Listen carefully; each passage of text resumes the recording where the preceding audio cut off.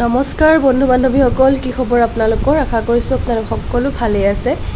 আপোনালোকে ভাবিছে চাগে এয়া বা কি চলি আছে নহয়নে? এয়া হৈছে আমাৰ শ্বুটিং আৰু এইখন হৈছে এখন চিনেমা, সপোনপুৰৰ দাপোন বুলি এখন ফিল্ম আহিব হলত। আপোনালোকে সকলোৱে চাব, তাৰে শ্বুটিং চলি আছে। তো মই ভাবিলোঁ আপোনালোকৰ বাবে অলপ মই শ্বুট কৰি লৈ যাওঁ, বিকজ বিজি আছিলোঁ যিহেতু, সেইকাৰণে মই ইমানো শ্বুট কৰিব পৰা নাছিলোঁ। তথাপিও আপোনালোকৰ বাবে অলপ লৈ আহিলোঁ। আৰু আজি বাৰু মোক অকণমান সৰু ছোৱালীৰ নিচিনা লাগিছিলে দেখাত ৰেড ফ্ৰকটোত, মোৰ নিজৰ অনুভৱ হ'ল। আৰু এয়া হৈছে ভূমিকা বা মেকআপ আৰ্টিষ্ট। আৰু এয়া আমি আহি গ'লোঁ একদম ফেঞ্চি পাৰত, লাচিত পাৰত। আৰু এয়া দেখিছে ইমান বেছি মহ। আমি ৰাতি 10টা বজাত শ্বুট কৰি আছিলোঁ। এয়া ভাবকচোন, ৰাতি 10টাত কিমান যে কষ্ট হয় ন শ্বুটিং কৰিলে। বহুতে ভাবে শ্বুটিঙত একো কষ্ট নাই, কিন্তু বিৰাট বেছি কষ্ট শ্বুটিঙত। আৰু এয়া দেখিছে মোৰ তাতে চিনেমাখনৰ হিৰো আছিলে, তেখেত মৰিগাঁৱৰ হয়, মানস। আৰু মোৰ লুকটো কেনেকুৱা লাগিছে আপোনালোকে জনাব। মই আচলতে এজনী ধনী ঘৰৰ ছোৱালী হিচাপে তাতে অভিনয় কৰিছোঁ। আৰু অকণমান দুখৰ চিন আছিলে এইটো, যিহেতু নদীৰ পাৰত। ভালকৈ চাব, যেতিয়া চিনেমাখন আহিব তেতিয়া আপোনালোকে গম পাব। এতিয়া অলপ ক্লিপ মই দিছোঁ, তথাপি অকণমান আপোনালোকে অনুমান কৰিব পাৰিব কেনেকুৱা ধৰণৰ হ'ব। আৰু মহৰ কামোৰে যে একেবাৰে কৰিব পৰা নাছিলোঁ, তথাপিও বহুত ধৈৰ্যৰ ফলত আমাৰ শ্বুটটো কমপ্লিট হ'ল। তো আপোনালোকে চাই যাওকচোন, কেনেকুৱা লাগিলে জনাব।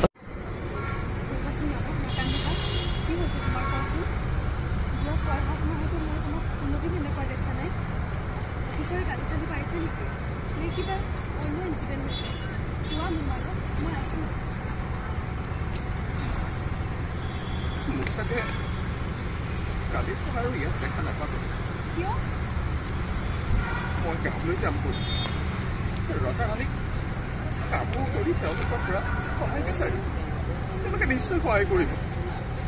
জীৱনৰ কাল মই গাঁৱতে কটাম। ইমান কষ্ট কৰিও মই কোম্পানীৰ কামটোত সফল হ'ব নোৱাৰিলোঁ। মই কেনেকৈ পাৰিম?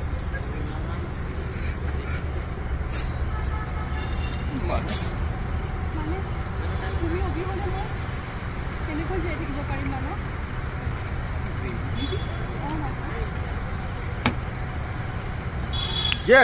এইটোৱে শ্বৰ্ট।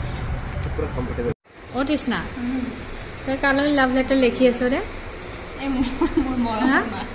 মই কিন্তু কৈ দিম দেই, তই যে এই ইয়াতে আহি পেলাই যে লাভ লেটাৰ চাভ লেটাৰ লিখি থাক ল'ৰাবিলাকক। মই ভাড়াটো মই দিব লগা হৈছে, দেখা নাই নেকি? বেছিকৈ মন মাৰি নাথাকিবা। মই সুলভদাৰ হাততে ৰুমৰ ভাড়া দিবলৈ পইচা কেইটা দি পঠাইছোঁ।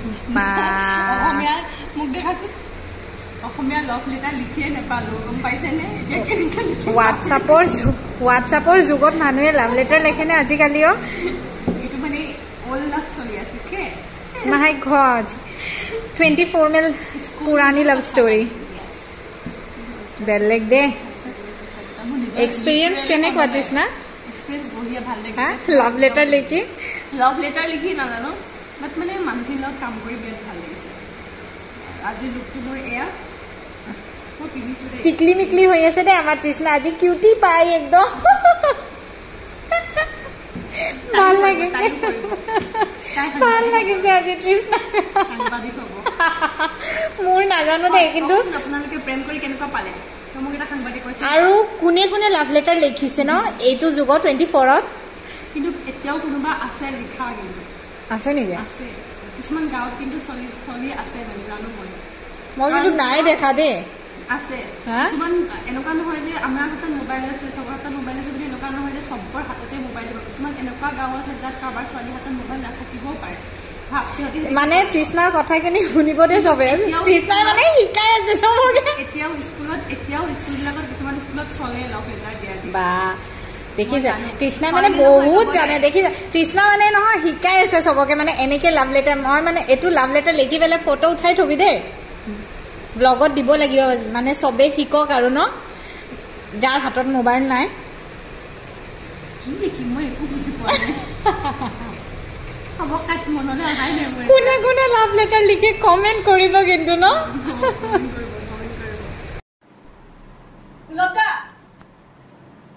কি হল?